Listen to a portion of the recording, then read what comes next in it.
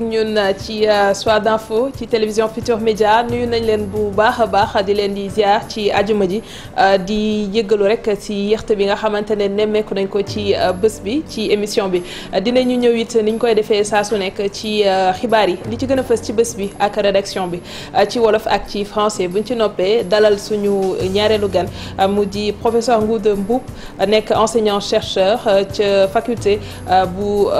université Cheikh Anta Diop bu Dakar ci wàllu science juridique ak politique bu ko defee ñu gën a yaatal ci boobaak léegi xaar gi nga xam ni nemmeeku nañ ko mu soxal gouvernement bu yees bi président Macky Sall nara taxawal dinañ ci dellu siwaat après 20h bi pàcc bu njëkk bi du ñàkk dinañ dellu si ci ponk boobu waaye leneen itam mu soxal immigration clandestine ndax bés bu jot ñu jot ci ay xibaar ay gaal yoo xamante ne soit ñu ngi leen di intercepter ñuy tenter di génn réew mi moo tax ñu daal di dalal kenn koo xamante ne tey fësal na ab xalaat boo xamante ne bëgg nañu taxawal ko mu di Makhtar Dabo nekk secrétaire général bu syndicat des cadres et employés de l'administration publique Makhtar dalal jàmm ci plateau bi. merci beaucoup madame maa ngi leen di nuyu kenn ku ne ci turam ak santam di jaale mbokk ñi nga xam ne ñoo ñàkk seen ay doom seen ay jarbaat ci mbëkk mi mu nekk lu métti parce que ku xalaat dee ci biir ndox ci biir géej nu mu méttee rek bu dalee sa dëkkandoo mbaa mu dal sa mbokk war na nekk loo xam ne lu tiis lay doon pour réew mi c'est comme si benn nit bu labee rek Sénégal ñëpp a lab donc pour mun a moytandiku loolu moo tax ñu fësal benn xalaat. dañ ci ñëwaat ci kanam tuuti gannaaw bu ñu nuyoo Cheikh Tidiane Diagne Cheikh Tidiane maa ngi lay ziar. maa ngi lay fay soxna Aram di am mbégte di jënoog ñi nga xam ne ñoo les téléspectateurs bu télévision Futurs Médias am yaakaar ni waxtaan bi nga xam te ne dañ koy sumb fi incha allah dana ci am ay saafara yi nga xam te daal ñu ngi ko ci séntu rawati nag jafe-jafe yi nga xam ne ñu ngi koy dund jamono gi. am mbëkk bi immigration clandestine ak rythme bi nga xamante ne jëlaat na ko. jërëjëf Makhtar ñu bàyyi la nga wëyal ci xalaat bi nga xam ni yaa ngi doon wax ne am ngeen xalaat bi ci immigration clandestine bi yaakaar ne bu ñu ko defee xëy na dina nekk loo xam ne xëy na famille yi dinañ ko rafetlu. waaw tey dañu gis ne ak dissolution gouvernement bi yenn bi dafa diis lool xëj na ci loxo njiitu réew mi président Macky Sall. parce que mu ngi ci phase constituer beneen gouvernement bu bees gis nañ tamit ne di ko rafetlu ne am na defoon na fi tweet pour méttit lu naqarlu li xew ci mbëkk mi ndaw yi ci faatu ak tamit instruction yu mu joxe ci gouvernement bi notamment ci force de sécurité yi pour ñu mun a aar suñu plage yi pour que ñu mën a dissuader ñi nga xam ne ñoom ñooy def immigration clandestine mais ñun en tant que syndicat des cadres et employés de l'administration publique dañu gis ne xëñ na flottement bi am moment bi ak dissolution gouvernement bi war na li day ni 140 morts ak li ko ëpp ni ñenn ñi di wax te secrétaire général des Nations Unies Antonio Guterres fësal ko CNN fësal ko Le Monde Afrique fësal ko BBC France 24 chaînes yu mag yëpp à travers le monde fësal drame bi te ñu wone ne drame bii nii mooy drame bu gën a rëy ci àdduna ci at bi drame am nii Sénégal c'est-à-dire ñi jot a dee ci mbëkk mi ci explosion pirogue bi donc ci loolu dañu décider par une action citoyenne ñaan sénégalais yi ñu organiser benn deuil national de 3 jours lundi 2 mardi 3 et mercredi 4 novembre kenn ku ne nga takk brassard bu ñuul ak nga ñaanal ñi nga xam ne ñoo ñàkk seen bakkan ci immigration clandestine bi loolu mënuñu fay ñi nga xam ne ñoo ñàkk seen ay doom mënuñ leen fay mais dinañ sentir ne réew mi fàttewu leen te nit ñi bàyyee nañ leen xel te loolu tamit dinañ conscientiser ñi nga xam ne ñoo nekk ci entreprise yooyu di convoyer xale yi di leen yóbbu xam ne lii nii drame bi métti na Sénégal méttit boo xam ne ay action citoyenne yu jógee ci syndicat des cadres et employés de l'administration publique di ñaan tous les travailleurs de l'administration pour que lundi mardi mercredi ñu takk brassard bu ñuul di ñaan tamit képp kuy waajur bu góor ak bu jigéen nga takk brassard bu ñuul ñu organiser journée de deuil national boobu di ñaan parlement bi c'est-à-dire député yi toute obédience confondue ñu associé wu ci 3 jours de deuil national boobu ñuy ñaan pour que ñëpp def ko président de la république moment bi mu toll nii xëj na obligation étatique yi bëri nañ trop ci loxoom parce que dissoudre na gouvernement mais ñu ngi koy ñaan ci loolu mu am pàcc boo xam ne daf koy jagleel journée de deuil national bi mu ñaan toutes les entités de l'État ñu mettre le drapeau national en berne. Oui, cher. Mais est-ce que dissolution gouvernement bi war na mën a jël le dessus ci catastrophe bi nga xamante ni ñu ngi koy dund. L'autre question mooy yéen tamit est-ce que war leen xaar aussi quelque part que état bi daal di décréter un deuil national pourquoi yéen ngeen bëgg a jiitu état ci li nga xamante ni moo di maanaam deuil national de 3 jours boobu ngeen wax. xam nga moment bi muy métti nga organiser nga woo nit ñi pour ñu ñaanal ñi ñàkk seen bakkan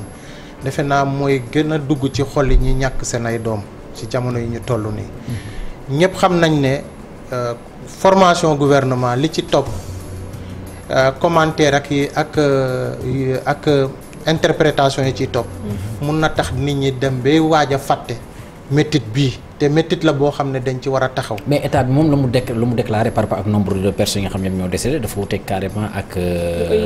boo OIM wax organisation migration.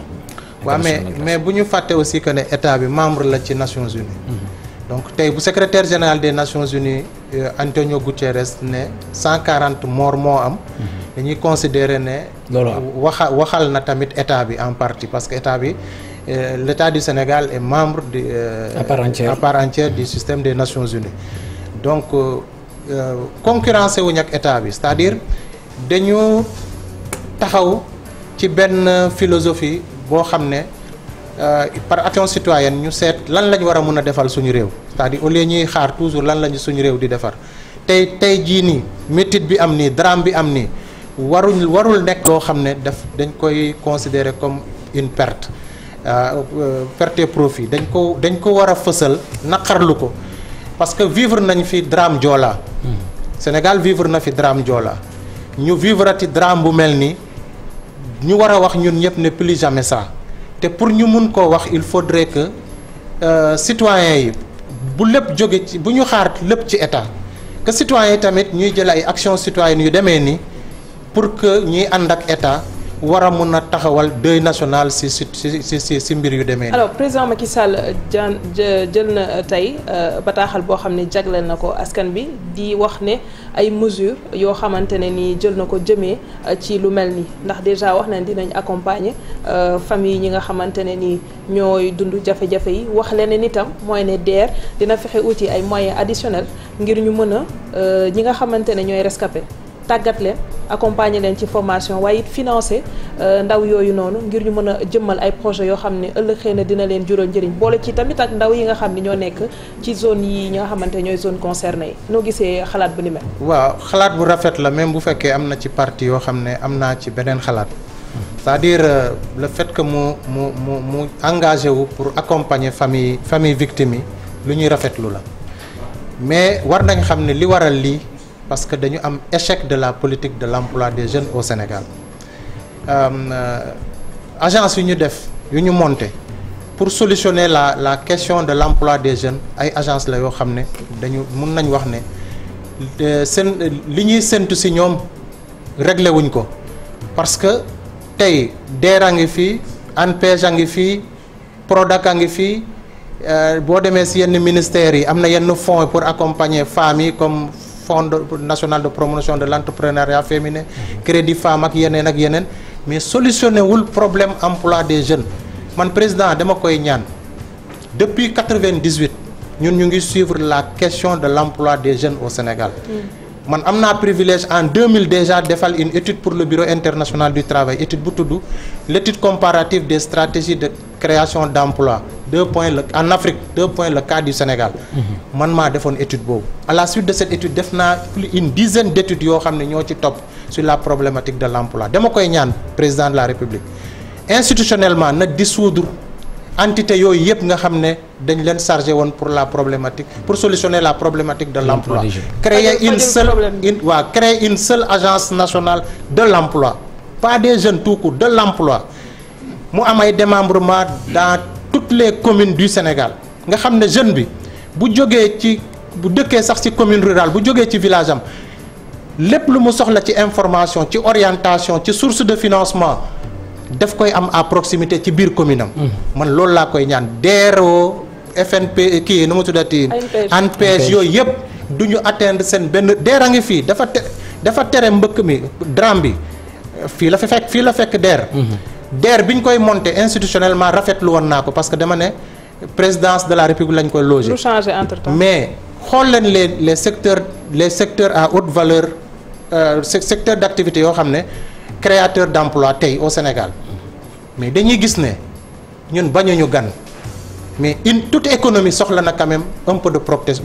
protectionnisme. tey lan moo xew Sénégal ndaw Sénégal yi ay gan ñoo ñëw occuper seen ay emploi tey boutique yi nekk ci quartier yëpp communauté étrangère yi ñoo koy gérer seen doom yi seen jarbaat yi ñoo koy gérer ñoom organiser wu nañ ba mun a financer loolu tey boo jëlee chaîne de valeur condiment yi Sénégal prix Borchamp ba ci ménagère bi au marché communauté étrangère moo koy gérer. ñoo yor ligne bi yëpp tey dañuy jëndee kilo carotte 200 francs Borchamp ñëw jaay benn carotte marché 200 francs. mais est-ce que tamit les jeunes sénégalais nangu nañu di def liggéey boobu parce que là aussi. la question mais dafa fekk communauté yooyu. dañu organiser en lobby am seen fonds di financer seen mbokk yi pour insérer leen au Sénégal. mais loolu mooy wane nag faillite agence yu ñu créé pour l'emploi parce que xamuñ ne quand il y a une bonne pratique da nga koy benchmarker. quand il y a une bonne pratique dans un secteur bul ñëw ne da ngay innover innovation bi depuis maîtrisage chômeur yi ba tey Sénégal dafa nekk di échouer sur la problématique de l'emploi des jeunes. soo waxee ñu limal la nombre yi nga xamante ne ci ay jeunes accompagné leen bi mujj rek ki ñu fi dalal muy fonds de financement la formation professionnelle accompagné nañu 400 000 jeunes la ma wax donc loolu noonu boo ko déggee. ak yeneen structure yi ku nekk di bàkkoo li nga xamante ne def na ko da nga naan finalement kon ana ndaw yooyu ñu financé munoo ne ñooñu noonu amul njëriñ wala li ñuy def boog seen action yi dafa nekkul des actions concertées pour que xëy na nit ñi gën cee mën a gis seen bopp ana kon ndaw yooyu wala gëmoo ni loolu am na. non c'est parce que dañu raté seen cible yi exemple bu may faral di joxe tey suñu mbokk séeréer yi nga xam ne ñoo yor sareet di transporter ay marchandises Dakar. te gis nañ ne il y a un lobby de communauté étrangère yoo xam ne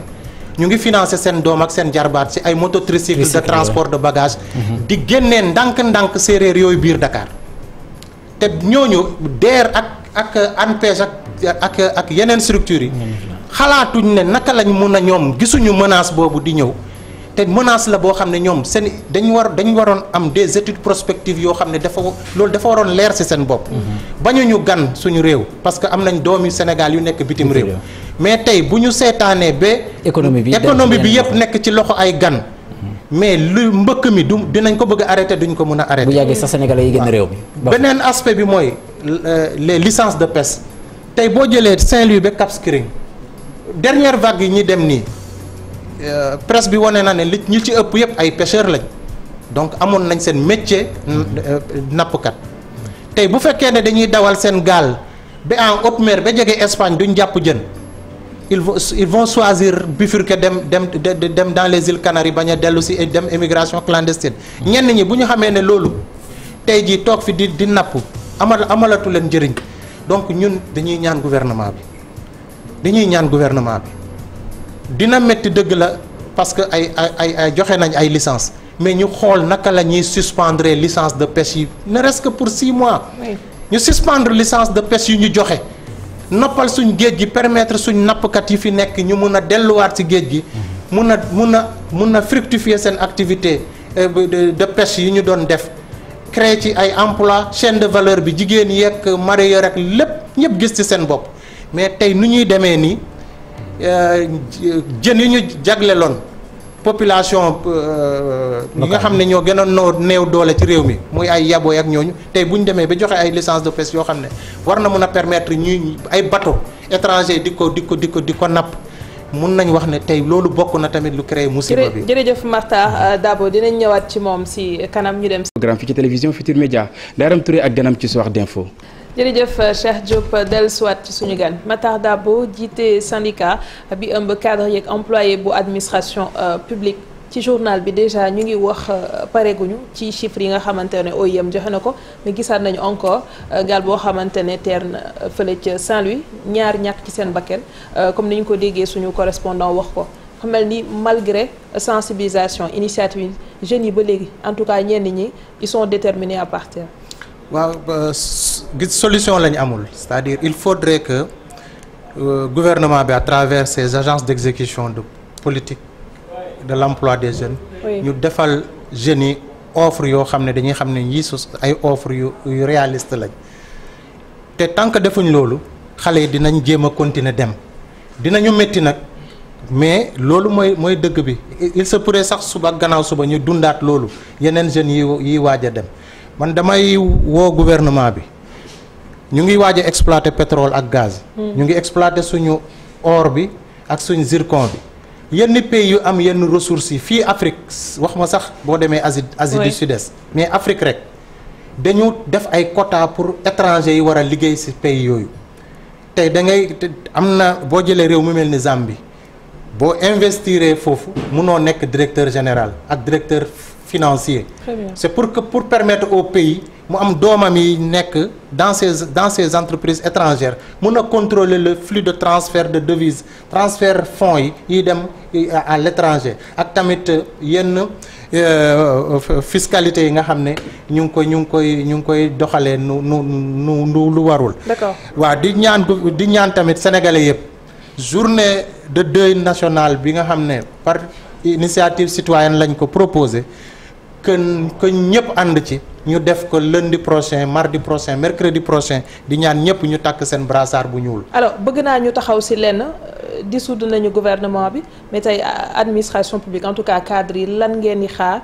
ci gouvernement bu bees bi ndax it da ngeen ci am jëriñ gu leen jiite te tey comme ñëpp teggi nañu seen ndombal tànk lan ngeen di xaar ci gouvernement bu bees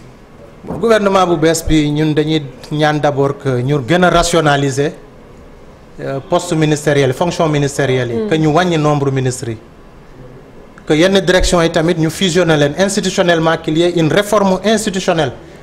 des ministères et des directions des services et directions rattachés à ces ministères loolu la ñuy ñaan président de la République pour que mu mun a dem PAP 2 bi réajuster accélérer bu mu bëgg a exécuter il faudrait que ñu serrer les rangs def une réforme institutionnelle boo xam ne day raccourcir mise en œuvre programme yi. Merci beaucoup Matar Dabo, le secrétaire général du syndicat national des cadres et employés de l'administration publique.